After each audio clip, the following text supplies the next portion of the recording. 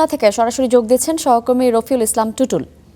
টুটুল, গুলির ঘটনার বিষয়ে পুলিশ কিছু জানতে পেরেছে কিনা, আহতদের বর্তমানে কি অবস্থা রয়েছে সার্বিকভাবে জানাবেন।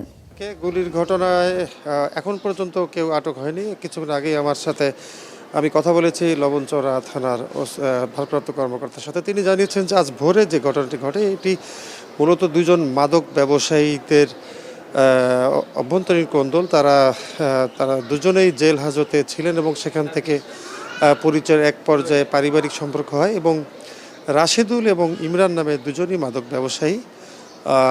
রাশেদুল ইমরান নামে যে মাদক ব্যবসায়ী তার স্ত্রীর সাথে বা স্ত্রীকে বিয়ে করেন এমনটাই জানিয়েছেন এবং ইমরান পরে জেল থেকে বের হয়ে এসে এই ব্যাপারে ক্ষিপ্ত হন এবং আজ সকালে তিনি চড়াও হন ওই পরিবারের উপরে। কিছু মানুষ ঘুমিয়েছিলেন, কিছু জেগেছিলেন।